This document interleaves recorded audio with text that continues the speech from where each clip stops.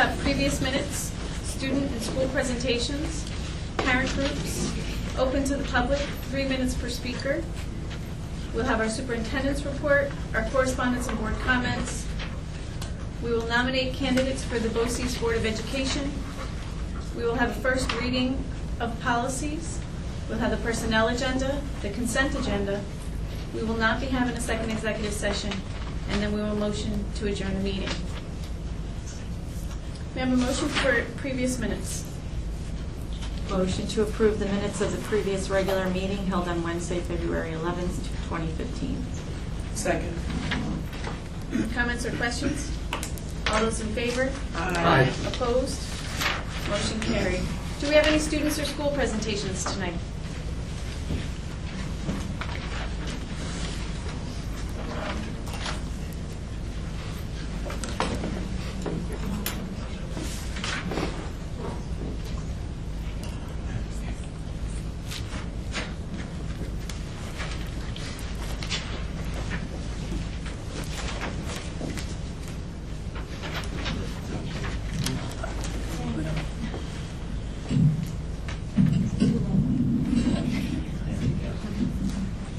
Hi, my name is Zach Gregorio. I'm the Vice President of the National Honor Society here at Beacon High School.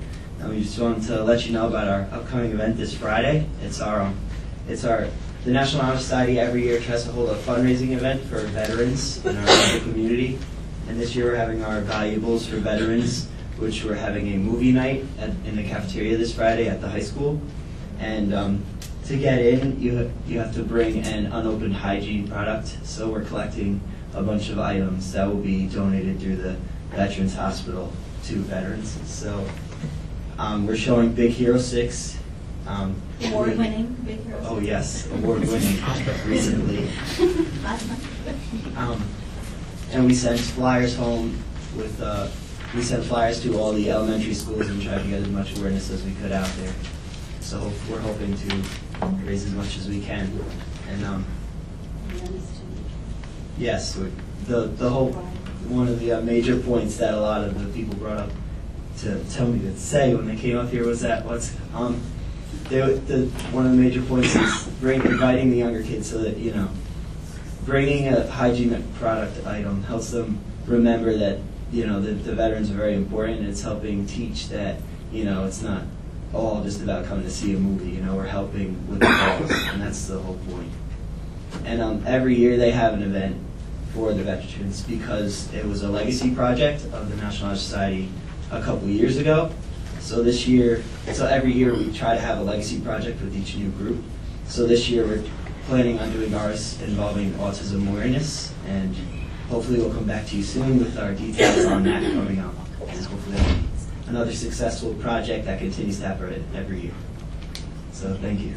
You might have known it more as Valentine's for veterans, because we tried to do it in February, but we kind of ran out of time for Valentine's. So it's still in February, but it's about the valuables for the veterans, and that the veterans are valuable to us. So we changed the name of it to Valuables, and it'll be on Friday night. So Thank you. spread the word. What time on Friday? 5 o'clock. 5 o'clock? 5 o'clock. Okay. Thank you. Thank you. In the cafeteria. Okay. Thank you.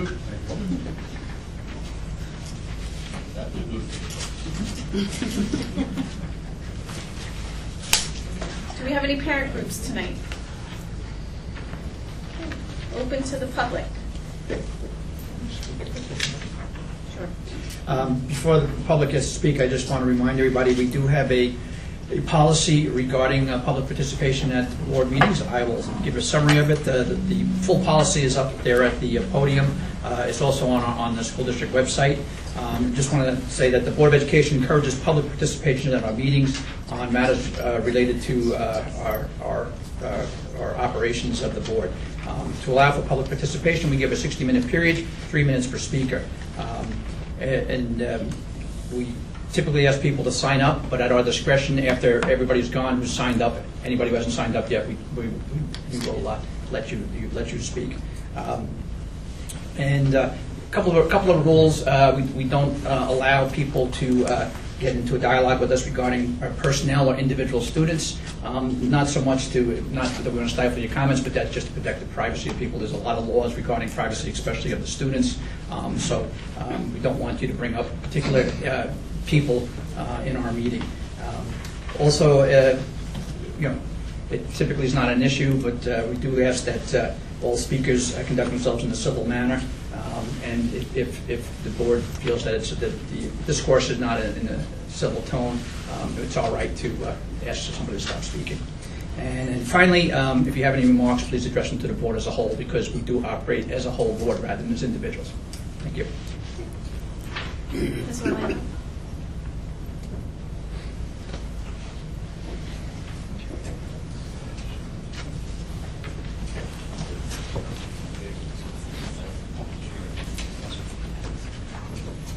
Hello, my name's Anna Orlando. I'm a guidance counselor here in the high school. I've been here since 2001, and before I came to Beacon, I was director of guidance at Kennedy Catholic High School in Somers.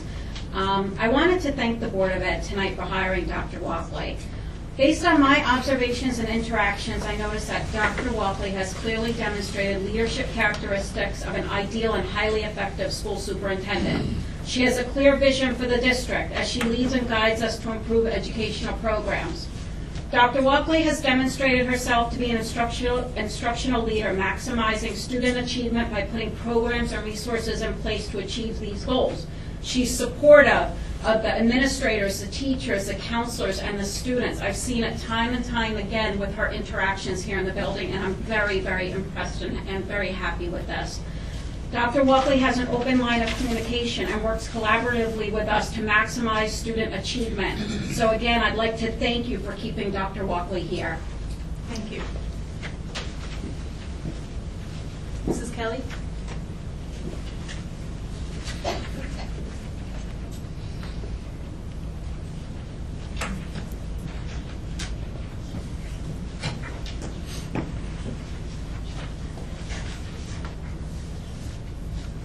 Hi, Priscilla Kelly, New Covenant Learning Center.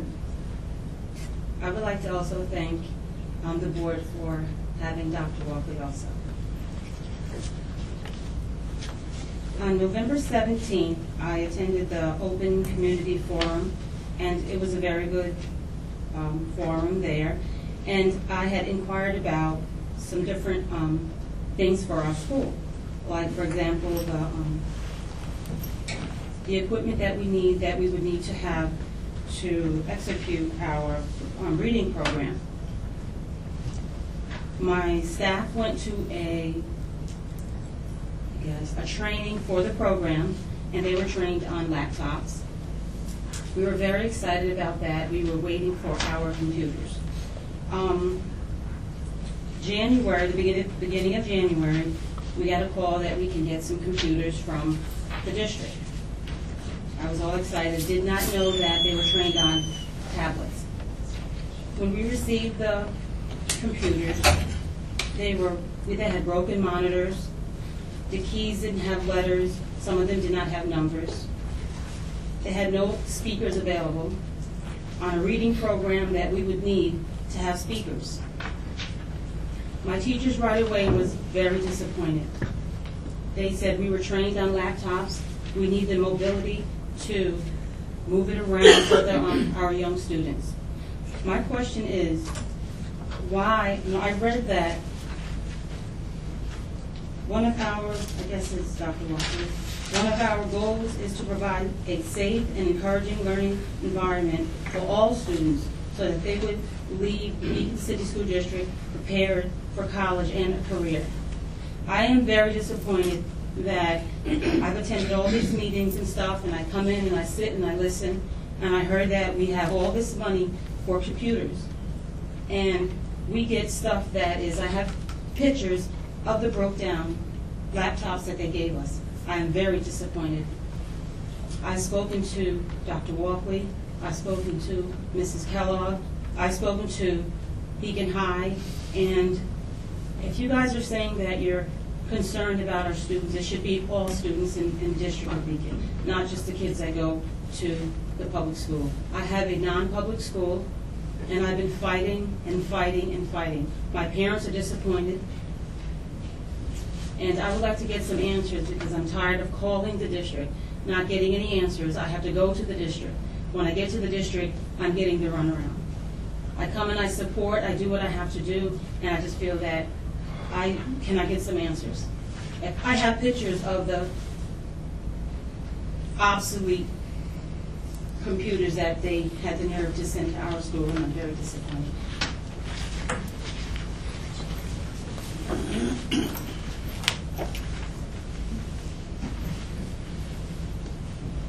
Ms. Apple?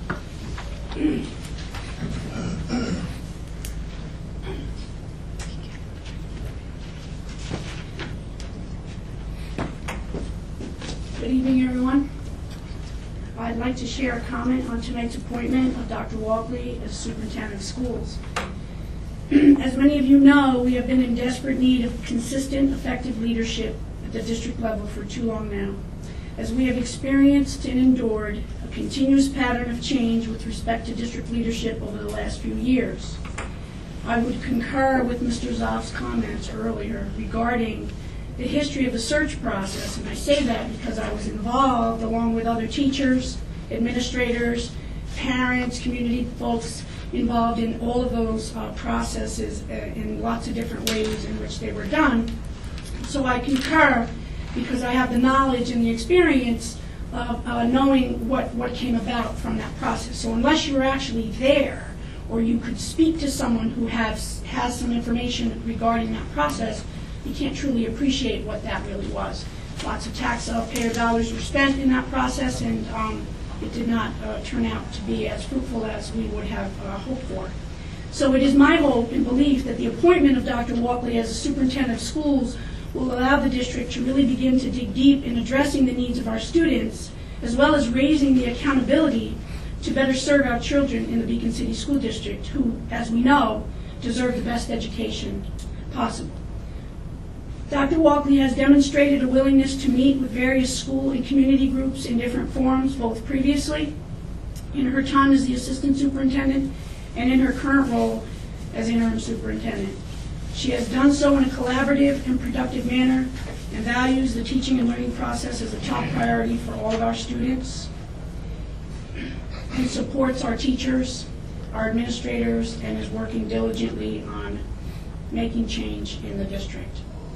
On behalf of the BTA, we wish her much success and look forward to a continued collaborative work as we keep focused on what's most important, and that's the students. I think we all need to remember that.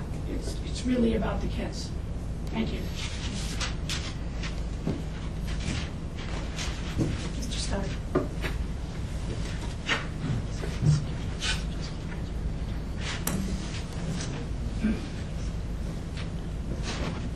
Old age.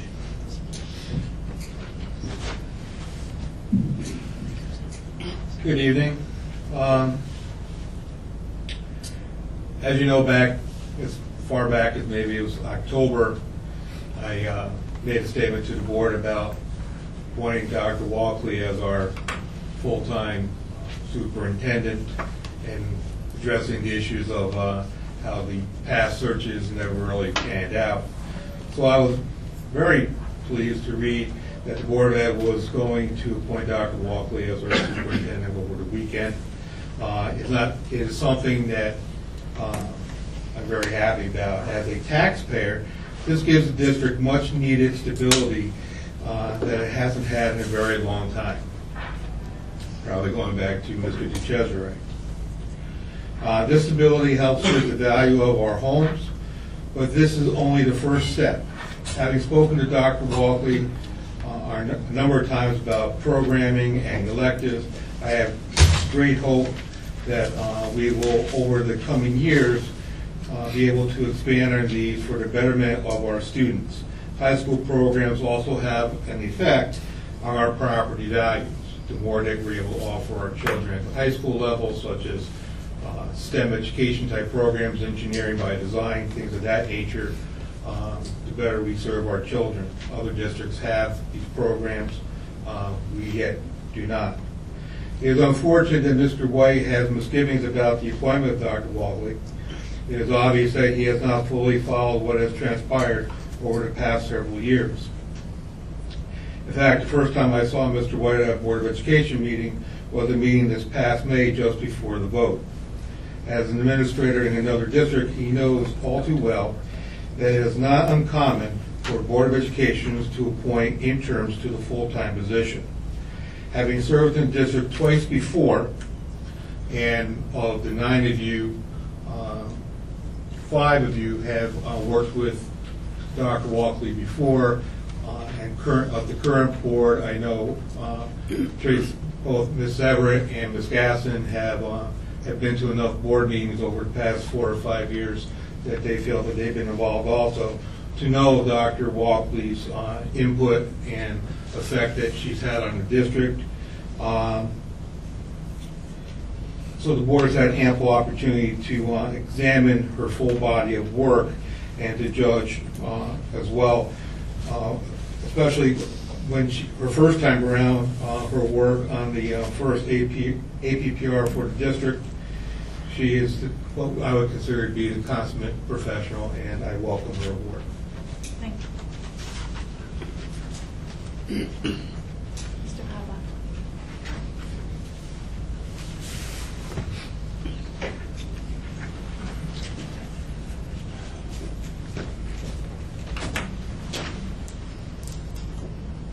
I too have some comments tonight, whether it be small comments or comments that have some kind of an impact to them.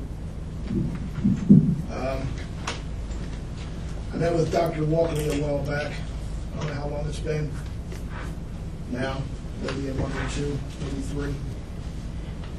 And I approached her regarding Carly's Crusade. If you don't know what Carly's Crusade is, let me reinforce it. Let me tell you what it is, so we know.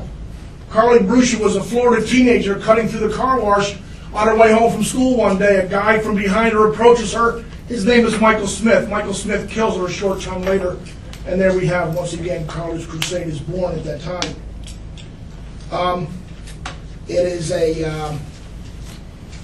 I attended a Carly's Crusade presentation at Forcell School quite a while ago, and it had an impact.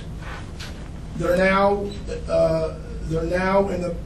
doing some child findings with the child, but it's a great presentation. So if you get to see a presentation on Carly's Crusade, folks, please go see one.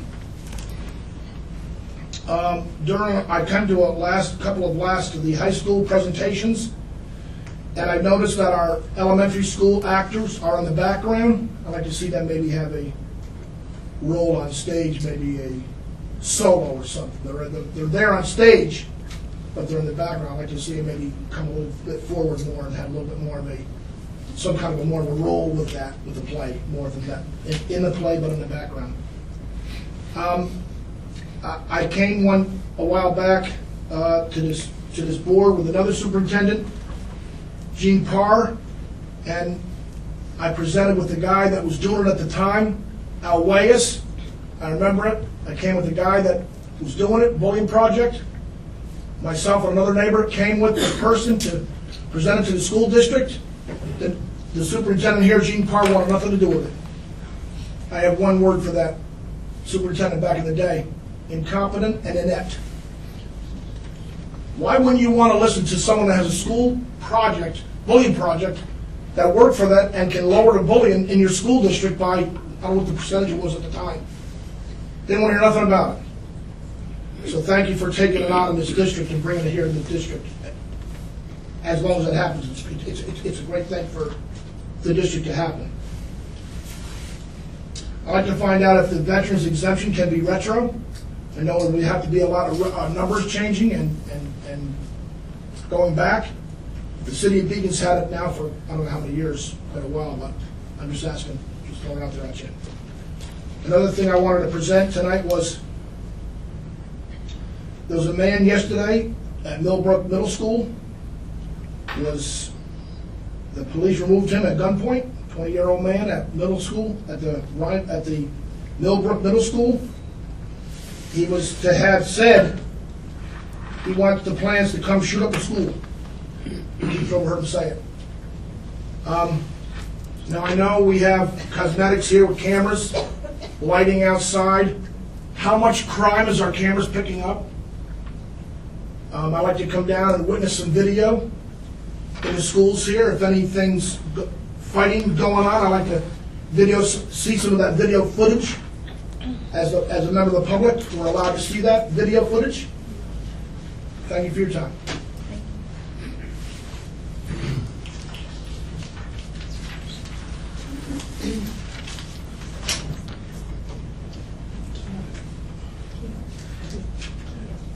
Mrs. Keough?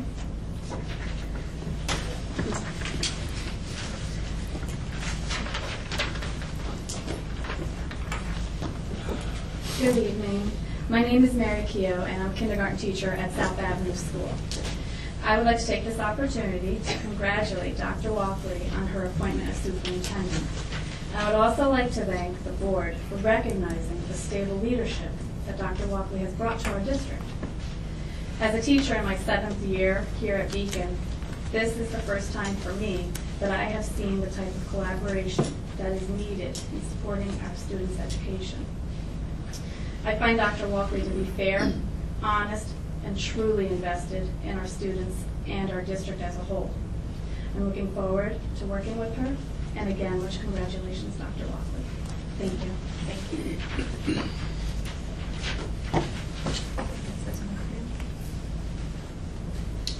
Thank you. I get to say it.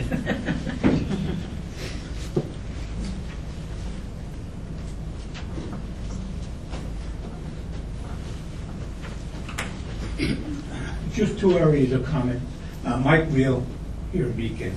I'm representing the VFW Post 666, and my members want to thank you for putting on tonight's agenda the Veterans Exemption and the Gold Star Parents Exemption. As was mentioned during public hearings, and I know you've heard it before, we greatly appreciate the recognition, and I'm thanking you in advance for passing those resolutions. A couple other things that just I want to mention. As you get into the budget process, I was looking over some numbers lately, and I may be a little bit off, but special education costs, those costs that you really don't have much control over, they're dictated by the state as to how you test and how you identify children, and they're part of every district. It's just that sometimes people don't realize that here in Beacon, out of 13 districts in the county, versus our special education versus the total budget, ours is the 11th highest. It's not our fault, but it's a part of the process that we go through when we identify children, and there are children, and we accommodate them. And so you have to spend budget on it, and I know that's not a really controllable cost, but it's one that's part of the budget, and we're 11th out of 13th, or 12th out of 13th highest. Not our fault, but it's just part of the budget process. I roll that into the next factor. The taxes that we raise per pupil is a very significant number, I think, because it really shows the diligence of the board and the administration. And taxes that we pay, and this is the 13-14 data, we are the lowest, being the highest being number 1, the lowest being 13. We are 12 out of 13. You do an excellent job, and I want to thank you for doing an excellent job of keeping the taxes down here in Beacon, and yet providing a very strong education process for everybody, especially those special education children who really need it. But as a whole, you do an excellent job of keeping the taxes down, and I want to thank you for that. Thank you. Ms. Farley?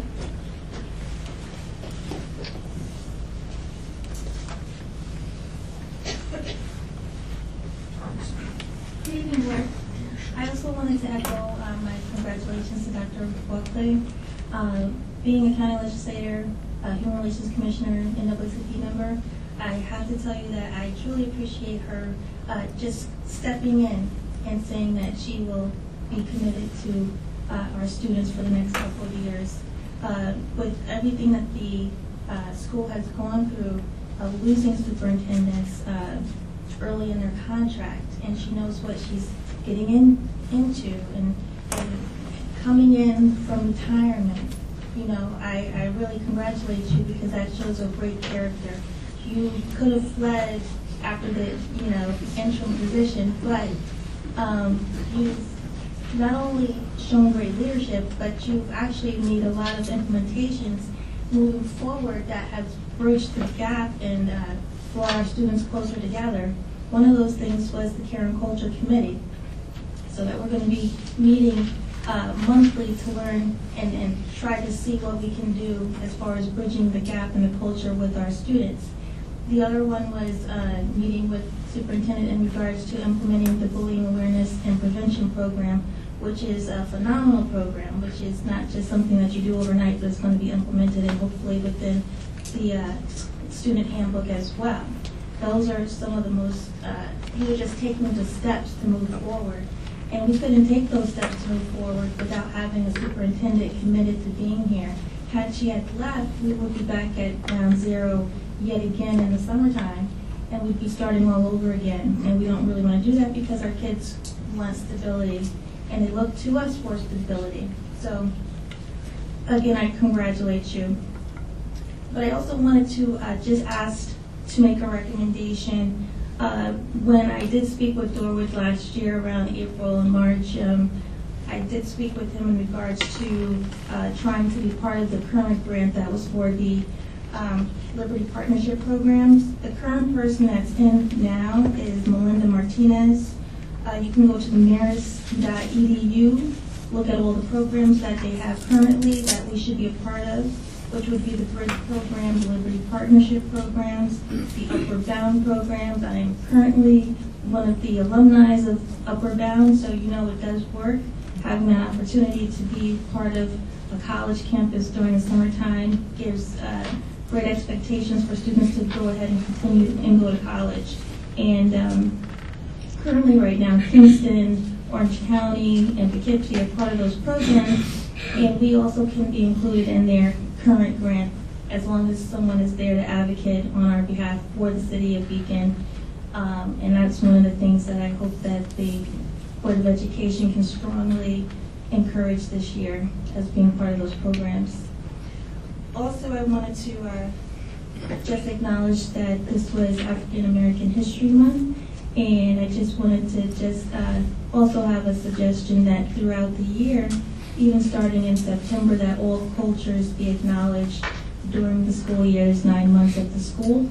And I'm sure that we can all choose a month during that year to honor all the cultures, that everyone would be included and not feel left out, and that we can bridge that gap as well. Also this week, Drew from the Center for Creative Education, he will be contacting most people from the Board of Education. He is also working with the I Am Beacon group.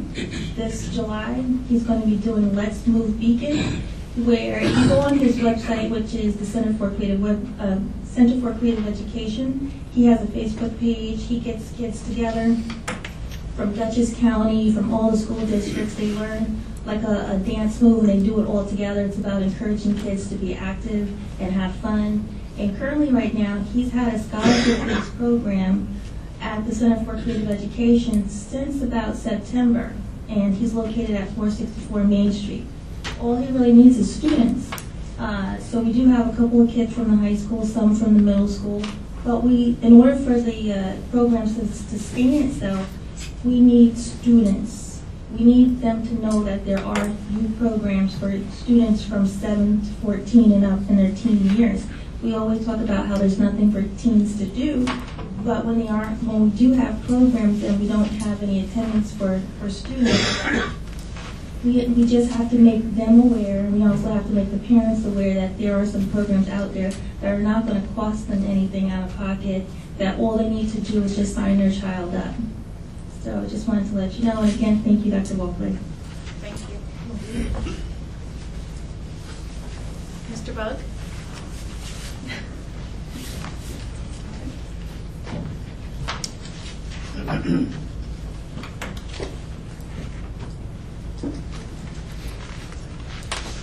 Good evening. My name is Frank Bug. I'm a resident of the city of Beacon. Madam Chair, board members, I'm sure you realize that I have now come before this board for over 4 years each time seeking to discuss with you the issue of staff diversity and to express my concerns about what I believe is a lack of diversity in this school district.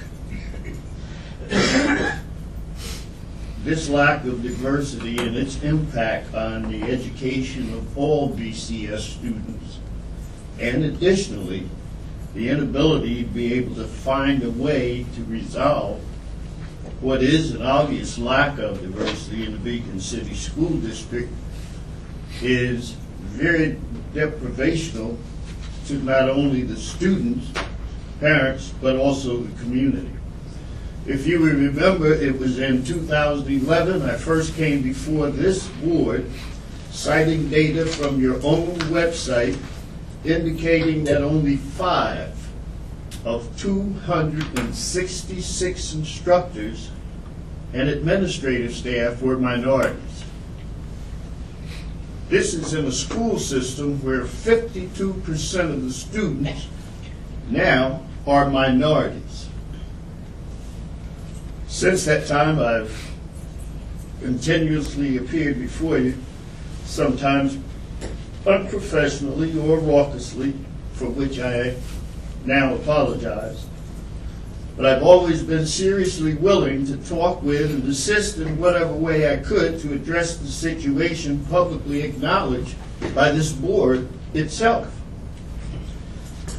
I have done this because I realize that students in BCDS and the Beacon City School District can go from kindergarten to high school having less than a 5% chance of seeing any instructional person that's anything but white. 4% go all the way through high school without ever seeing a minority.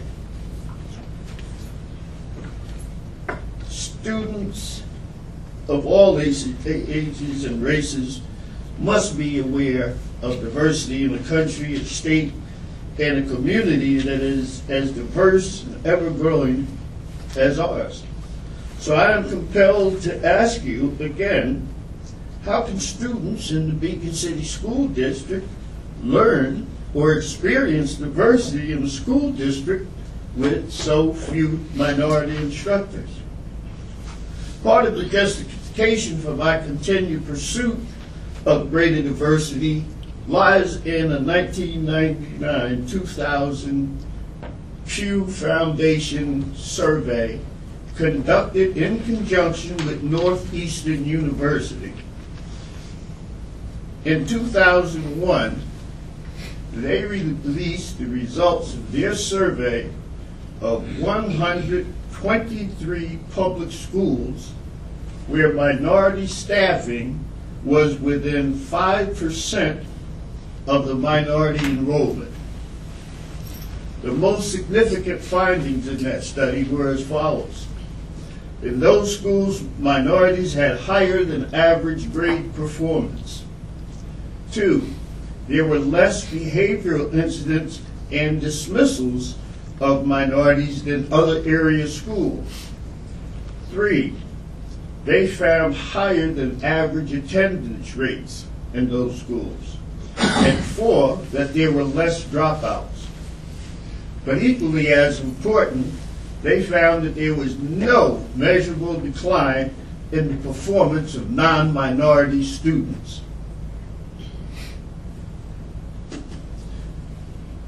I think that this data portends that any school or any school system can reap significant educational benefits from a diverse staff. I hasten to add that the exact number of minorities, administrators, and instructors in BCS continues to be unknown because the board has consistently refused to share that data with the public or even publicly discuss the issue. I am certain that many of you, like me, have harked and heard the nationwide protestations of citizens of every race, age, and religion all proclaiming the need for changes to ensure social, legal justice for all citizens. And in Beacon, the Board of Education might be the best, if only, institution to discuss and examine such a major issue. However, it is my concern that this board has appeared to be reluctant or has been considerably delinquent in discussing this issue in a transparent and public way.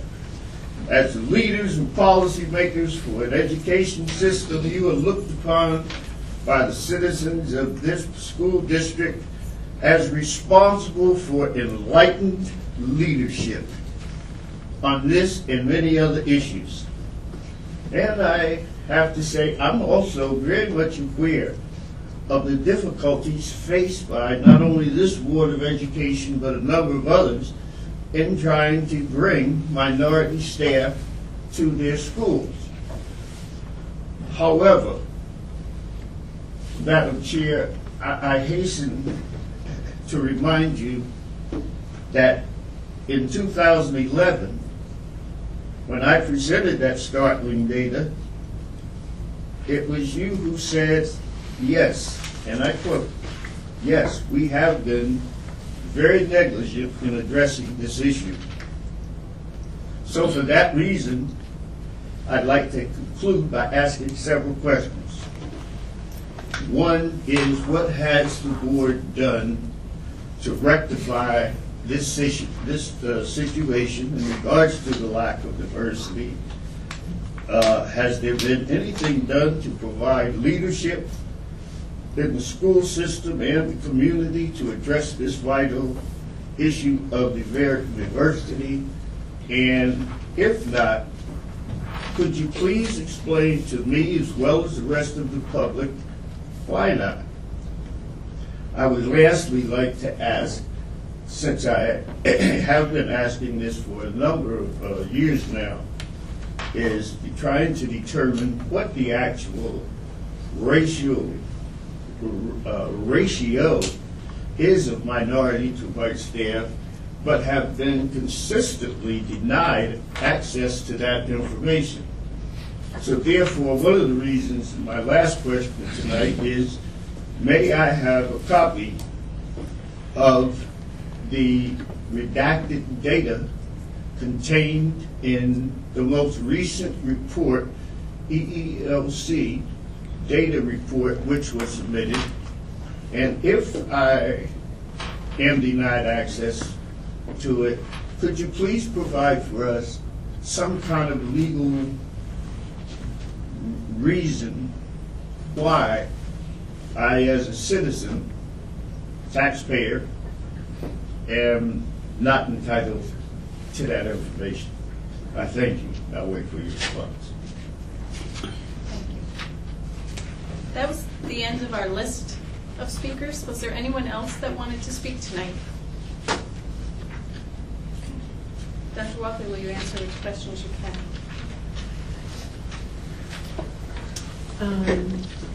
First, I want to say thank you for everyone that spoke and gave support for the appointment this evening.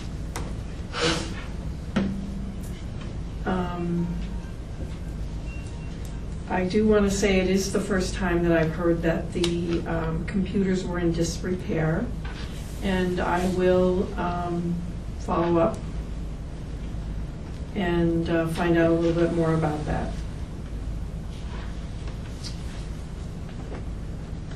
Video footage that has our students on it is not public information. We cannot share publicly video footage of our students in school. I believe, is that correct?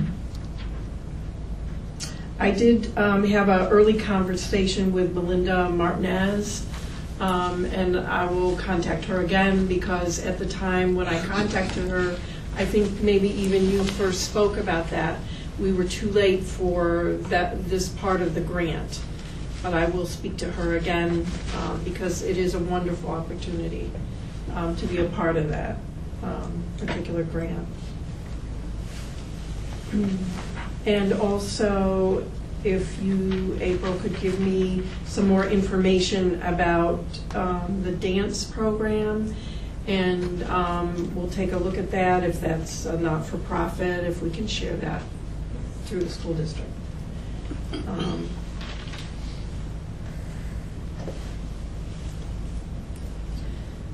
I do have some information that shows percentages of staff in comparison with average of the state, and I'd be glad to share that with you, Mr. Bug.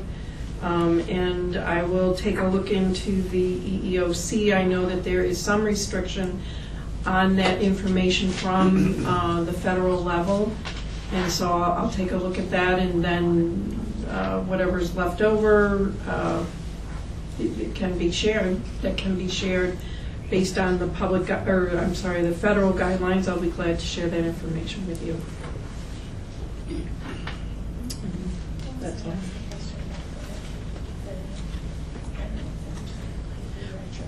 Oh, okay. Well, tonight, the question about the veteran being retro.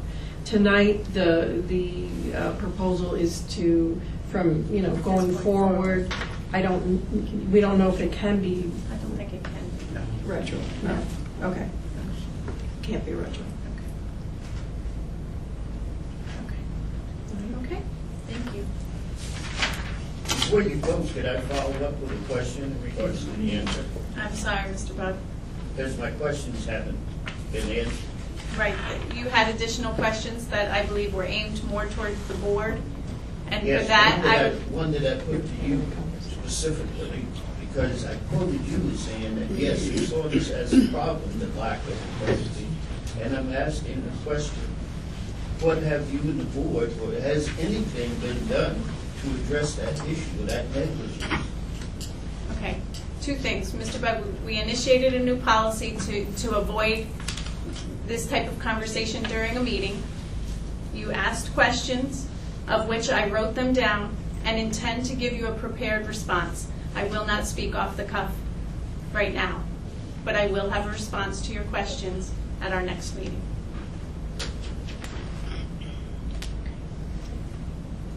Ready for our superintendent's report? Okay. So, Superintendent. you're right. I just have a couple of items I think that the public will be very interested in. The parent portal, we are beginning a pilot. It's a very small group of parents who have volunteered to work with us so that we can run through the process that we will be using with all parents. Secondary, as I had explained a couple meetings ago, we will begin opening the parent portal to secondary parents, and our secondary parents will be receiving letters early in March. There will be a parent portal evening. Some parents are going to receive the letters. There are directions on the letter that explain how to get into the parent portal and to look at it.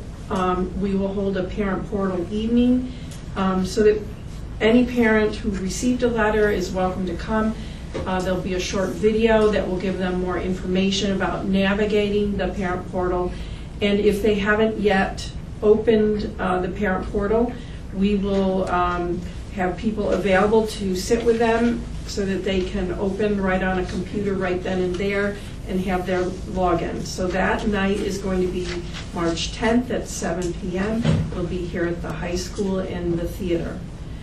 There are two other parent nights that are scheduled. These parent nights have been scheduled by our administrators and our parent communicator, Kim Atwell, with help from Karen Kellogg and others. And we have a middle school, high school parent night. This information will be coming out soon. We're just, I would say within probably next week. We have a middle school, high school parent night. It's going to be very exciting. We will have different choices for parents to choose from. We will have a presentation for parents of special education students from grades 6 to 12 to talk about transitions. We will have our guidance counselor team to talk about the role of guidance counselors. We will have a presentation on Engage NY, which is a parent resource tool, a presentation on Castle Learning, and which is a tool that parents can be using at home or at the library through the computer access, which is 24/7. And there are other presentations that night as well. So, and that night is going to be March 18th at 6 o'clock here at the high school, so more information will be coming about that. Also, another evening that has been scheduled is an athletic night, primarily for middle school, high school parents. The first hour will be for middle school, the second for high school. That evening you will meet our new athletic, PE, athletic health nursing director, who is here this evening, but you'll have an opportunity to meet with him, as well as coaches and other information of interest about athletics for parents that evening. That will be 3:25, also beginning at 6 o'clock. It'll also be here at the high school, and after the middle school, there'll be an hour presentation for the high school as well. So all parents are welcome to come to that. Did you give us a date for the athletic? 3:25.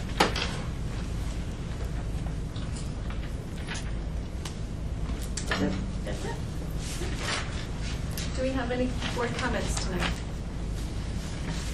I had just 3 comments of my own, and then I wanted to provide a report on the recent policy committee meeting we had. The first comment was regarding the OUAS bullying program, and I understand that different people in the school community have some sense of how the program works, but I was wondering if there would be a way for the board, possibly during a future workshop, maybe after the budget presentations are finished, to have either someone from the school or from the OUAS program to kind of come to the board and explain, so parents at home can watch it on TV and the board maybe has a better understanding. And I don't know if maybe that could be coordinated for when we do our Project Save public meeting. Yeah, and it'd be a nice time to do it, I thought.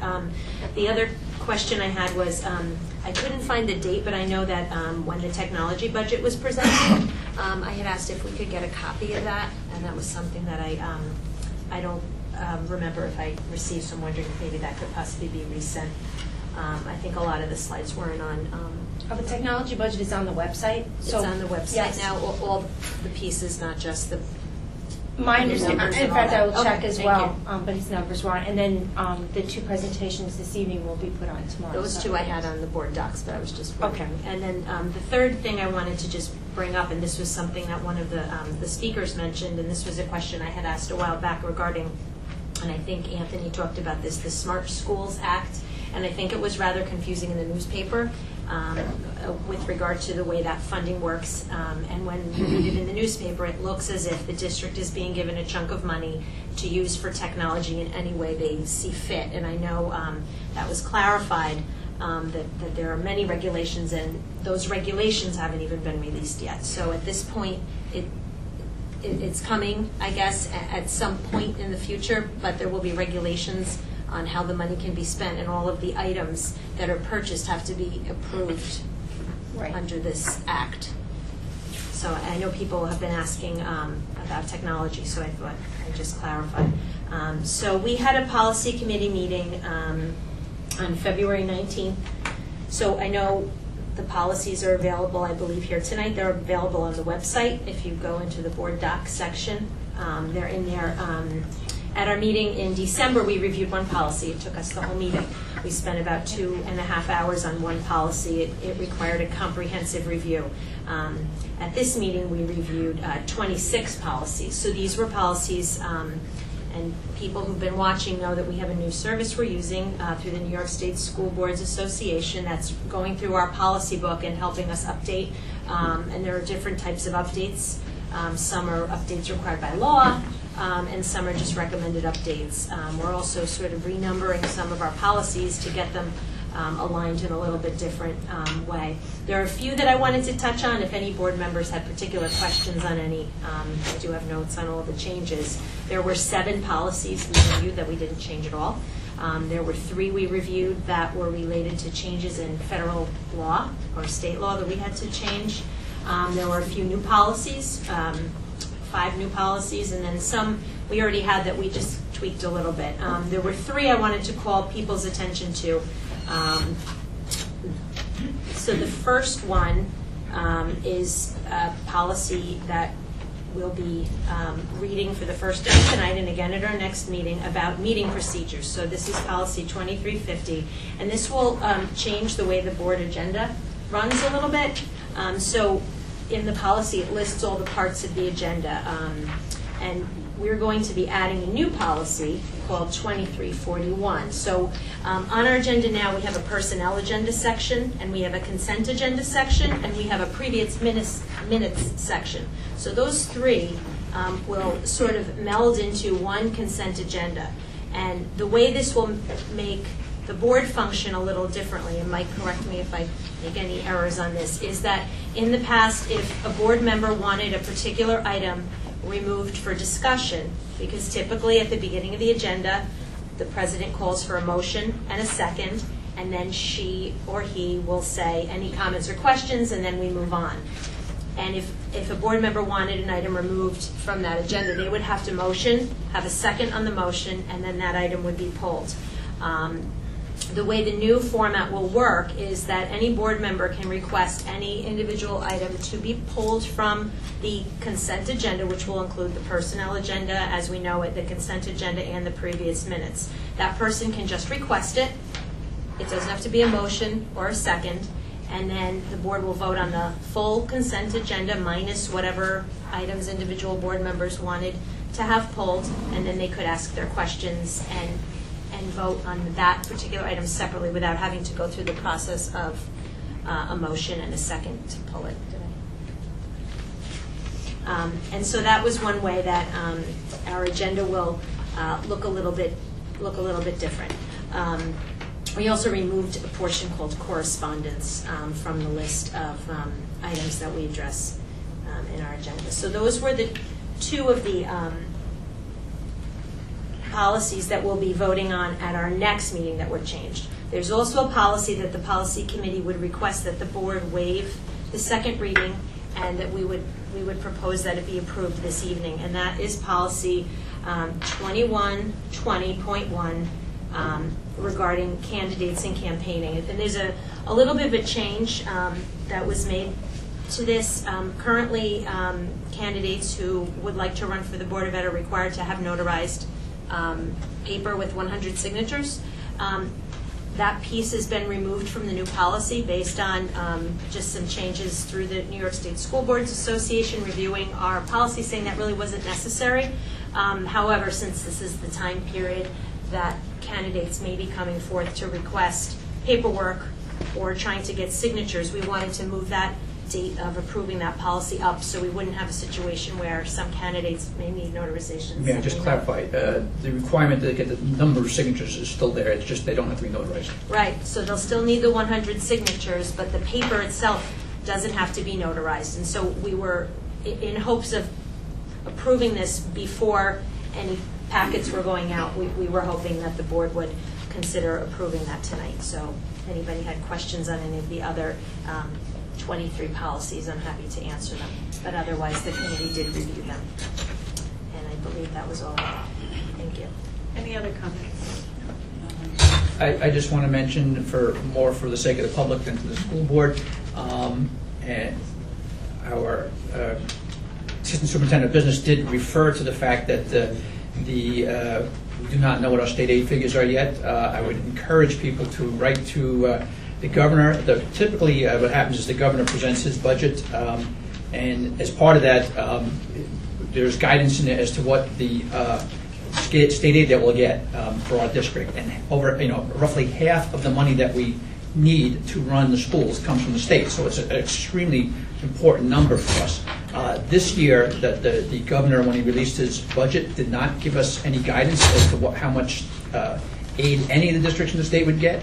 He's pretty much, I'd say, holding it hostage. He's threatening the legislature that he's got a couple of numbers in mind, but unless the state legislature does what he wants, then we won't get the state aid that we would like to get. He'll go with a much lower number. So the problem is, we have to do our budgets. We are legally bound to have our budgets in place by a certain date so that they can be voted on. Over half our money, we don't even really know what the figure is going to be. It makes it exceedingly difficult for us to come up with a reasonable and realistic budget. So that's making it very difficult for our business official. It also means that we're going to have to go with the most conservative numbers possible until we know. Certainly, we don't want to budget more than we're going to get from the state, because by the time we find that out, it'll be too late, and that means we'll be in the hole, and we certainly are not allowed to do that. So we have to go with the most conservative numbers possible, which is going to be the lowest number that the governor proposes, which is the one he's threatened to go with if this legislature doesn't give him what he wants. But I think it's sort of not the right way of doing a budget and putting all of the school districts in harm's way by not telling us what we need. So I would encourage people to tell the governor, just do like you've always done in the past and like all the other governors have done.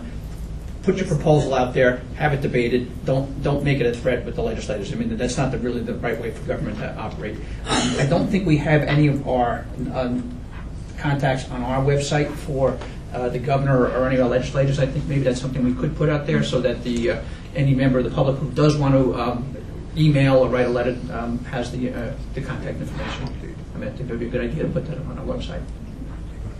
That's it for me. Okay. Any other comments? Yeah.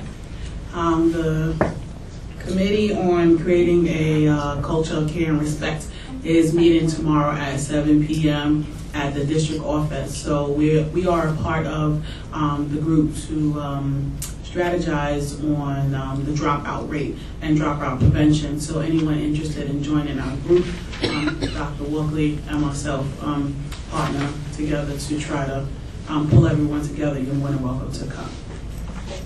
Okay. Just one thing, and Kenya reminded me, also the committee that stemmed from the dropout prevention, who's focusing on attendance, we will be meeting this Thursday at 5 p.m. At Beacon High School. So I think all the committees are working at this point. Okay. May I have a nomination for candidates for BOCES board?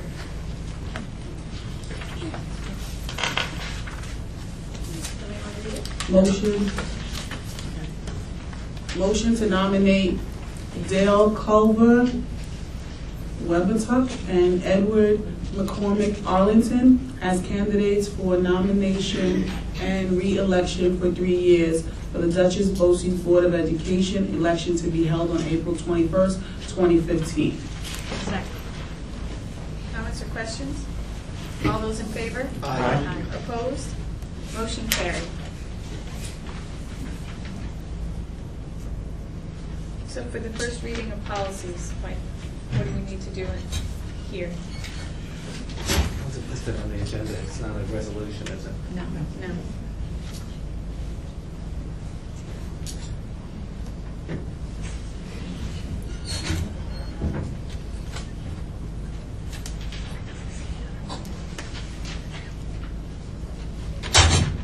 They're listed on the agenda for a first reading. There's no action, so no resolution required. So they will be, by virtue of their presence on the agenda, having been considered First read. for the first time.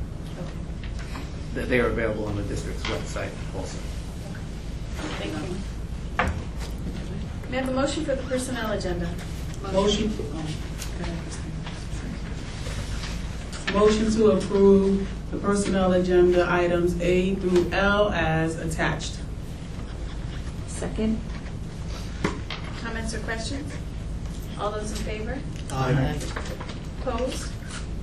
Motion carried. Do we have an introduction? We do. We have a new teacher here this evening, and that is Ashley McEwen, and she's in the back row right there. And she's going to be teaching. She has a very unique certification area that we've been looking for, and that is special education and social studies. Welcome. Thank you.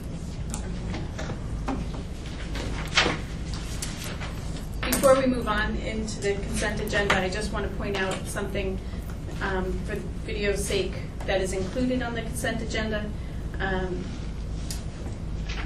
15.07 is to approve resolution to adopt the alternative veterans exemption. We thank you all for being here tonight, and we thank you for your service. I just quickly want to read part of the resolution again for the video. Therefore, be it resolved that the board, after having conducted a public hearing on February 11th, 2015, and having given the public an opportunity to be heard on the issue of the board's proposed adoption of the alternative veterans exemption pursuant to Section 458A of the Real Property Tax Law, hereby adopts the alternative veterans exemption for assessment rolls prepared on the basis of the taxable status date occurring on or after January 1st, 2015. Again, we're going to vote in just a moment, but I wanted to be clear that that was included in our consent agenda for those that may be watching. May I have a motion to approve the consent agenda? Motion to approve the consent agenda, items 15.02 through 15.09. Second. Comments or questions? Melissa, could I just add on that 15.08 is the resolution for the Gold Star parents as well. I didn't want people yes, to think we absolutely. weren't putting that on. Yes. Sorry. All in favor? Aye. Opposed? Motion carried.